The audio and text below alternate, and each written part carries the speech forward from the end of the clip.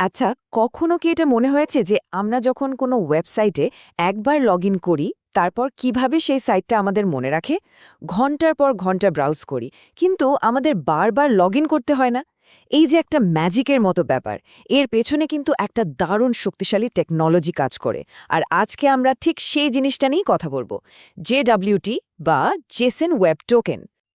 এই প্রশ্নটা কিন্তু ওয়েব ডেভেলপমেন্টের একেবারে গোড়ার একটা প্রশ্ন। মানে একজন ইউজার তো শুধু লগ ইন করেই বসে থাকে না, তাই না? সে এক পেজ থেকে আরেক পেজে যায়, কিছু একটা কেনাকাটা করে বা কোনো পোস্টে কমেন্ট করে। এখন প্রতিটা পদক্ষেপে ওয়েবসাইটটা কি করে বুঝবে যে এটা সেই একই মানুষ? এই যে পরিচয় মনে রাখার চ্যালেঞ্জ, এটার সমাধান নেই আমাদের আজকের এই আলোচনা। তো এই সমস্যাটার সমাধান করার জন্য মূলত দুটো রাস্তা আছে। একদিকে আছে সেই পুরনো দিনের পদ্ধতি, যেখানে সার্ভারকে একটা খাতা কলম নিয়ে বসে সব ইউজারের হিসেব রাখতে হতো, মানে সব মনে রাখার দায়িত্বটা ছিল সার্ভারের। আর অন্যদিকে আছে একদম নতুন স্মার্ট একটা উপায়, যেখানে ইউজার নিজেই নিজের পরিচয়ের প্রমাণপত্র নিয়ে ঘোরে। এতে সার্ভারের আর কোনো মাথা ব্যথা থাকে না বললেই চলে।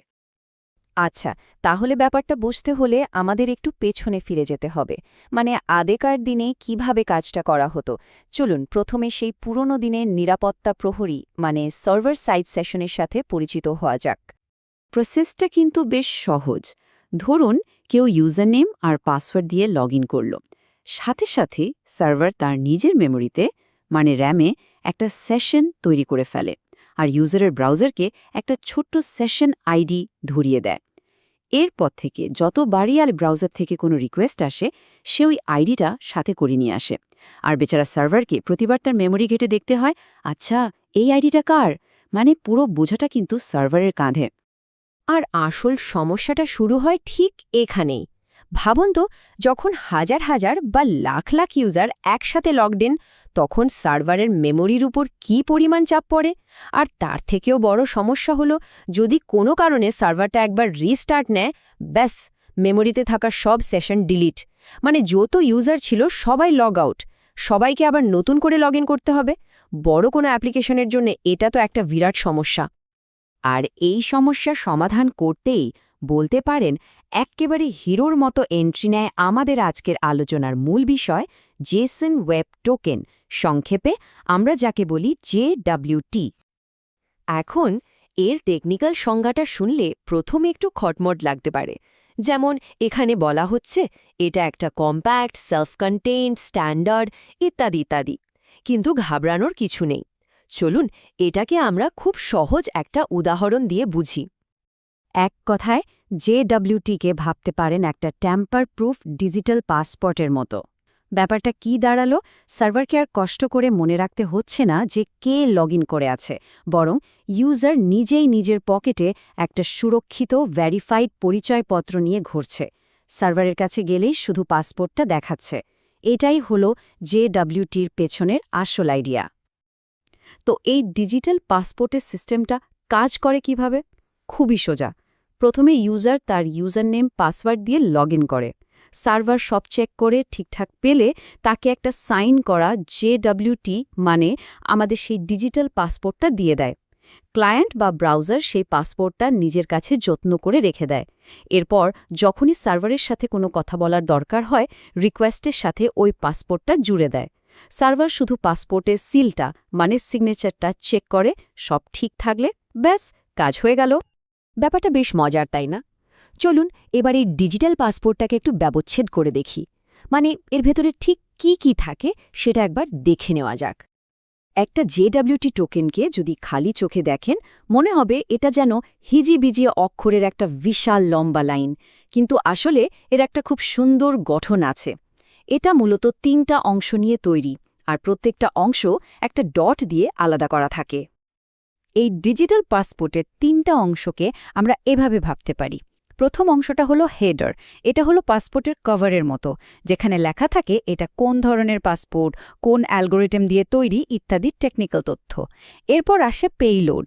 এটাই হলো পাসপোর্টের ভেতরের আসল পাতা, যেখানে ইউজারের আইডি, নাম, রোল এসব তথ্য থাকে, ঠিক যেমন আমাদের পাসপোর্টে ছবি আর ব্যক্তিগত ডিটেলস থাকে। আর সবশেষে সবচেয়ে জরুরি অংশটা হলো সিগনেচার। এটাই হলো সেই সরকারি সিলমোহর যা প্রমাণ করে যে এই পাসপোর্টটা আসল এবং কেউ এর তথ্য বদলানোর চেষ্টা করেনি। এই সিলটাই একে ট্যাম্পার প্রুফ বানায়। জেডব্লিউটির এই যে গঠন, এর সবচেয়ে বড় সুপার পাওয়ার হল এটা সিস্টেমটাকে স্টেটলেস করে তোলে। এখন প্রশ্ন হল, এই স্টেটলেস বা স্টেটফুল এই ব্যাপারগুলো আসলে কি? চলুন পার্থক্যটা একটু পরিষ্কার করে বোঝা যাক। পার্থক্যটা কিন্তু একদম পরিষ্কার। পুরনো সেশন ভিত্তিক সিস্টেমে সার্ভারকে সব ইউজারের স্টেট বা অবস্থা মনে রাখতে হতো, তাই ওটা ছিল স্টেটফুল। আর জেডব্লিউটির ক্ষেত্রে সার্ভারকে কিছুই মনে রাখতে হয় না, সব তথ্য টোকেনের মধ্যেই ক্লায়েন্টের কাছে থাকে, তাই এটা হলো স্টেটলেস। এর সরাসরি সুবিধা কি? সার্ভারের ওপর লোড প্রায় নেই বললেই চলে, আর সার্ভার রিস্টার্ট হলেও কোনো চিন্তা নেই, কারণ ইউজারের ডিজিটাল পাসপোর্ট তো তার কাছেই আছে। সিস্টেম ডাউন হওয়ার কোনো ভয় নেই। আর এটাই হলো জেডব্লিউটির সবচেয়ে বড় বিপ্লব। সার্ভারকে আর লক্ষ লক্ষ ইউজারের সেশন ডেটা মনে রাখার মতো বিশাল বোঝা বইতে হচ্ছে না। প্রত্যেকটা টোকেন নিজেই একটা স্বয়ংসম্পূর্ণ পরিচয়পত্র। আর ঠিক এই কারণেই আধুনিক অ্যাপ্লিকেশনগুলো এত সহজে স্কেল করতে পারে, মানে অল্প ইউজার থেকে কোটি কোটি ইউজার হ্যান্ডেল করার ক্ষমতা রাখে। এখন শুনলে হয়তো অবাক হবেন যে এত শক্তিশালী একটা সিস্টেম, কিন্তু এর পেছনে কাজ করে মাত্র দুটো মূল কমান্ড। হ্যাঁ, ঠিকই শুনেছেন, পুরো খেলাটা হয় মাত্র দুটো কমান্ড দিয়ে। এক, সাইন করা, আর দুই, ভেরিফাই করা। প্রথম কমান্ডটা হলো সাইন। যখন কোনো ইউজার ঠিকঠাকভাবে লগ ইন করে, সার্ভার একটা গোপন সিক্রেট কি ব্যবহার করে একটা টোকেন তৈরি করে, বা বলা হলো সাইন করে দেয়। এটা ঠিক যেন পাসপোর্ট অফিসে আপনার পাসপোর্টে একটা অফিসিয়াল সিল দিয়ে দেওয়া হলো, যা প্রমাণ করে এটা আসল। আর দ্বিতীয় কমান্ডটা হলো ভেরিফাই। এরপর থেকে ইউজার যখনই ওই টোকেনটা নিয়ে সার্ভারের কাছে আসে, সার্ভার সেই একই সিক্রেট কি দিয়ে টোকেনের সিগনেচারটা যাচাই করে বা ভেরিফাই করে। এটা ঠিক যেন এয়ারপোর্টের ইমিগ্রেশন অফিসার আপনার পাসপোর্টের সিলটা চেক করে দেখছেন যে ওটা আসল কিনা। যদি সিগনেচার মিলে যায়, তার মানে হলো টোকেনটা একদম খাঁটি। এখন যদি কোনো রিকোয়েস্টে টোকেনটাই না থাকে, অথবা কেউ যদি টোকেনটা নকল করার চেষ্টা করে বা এর ভেতরে ডেটা একটু বদলে দেয়, তাহলে কি হবে? খুব সহজ, সিগনেচার আর মিলবে না, আর তার ফল একটাই, অ্যাক্সেস ডিনাইড, দরজা বন্ধ। কিন্তু যখনই একটা ভ্যালিড টোকেন আসে আর সার্ভার সেটাকে সফলভাবে ভেরিফাই করে ফেলে, তখন অ্যাক্সেস গ্র্যান্টেড, দরজা খোলা। পুরো ব্যাপারটা একদম সহজ, খুবই নিরাপদ আর দারুণ কার্যকর।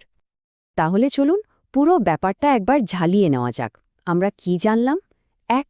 জেডব্লিউটি হল ওয়েবের জন্য একটা ডিজিটাল পাসপোর্ট। ২. এটা স্টেটলেস, মানে সার্ভারকে কিছু মনে রাখতে হয় না, সব তথ্য ক্লায়েন্টের কাছেই থাকে। ৩.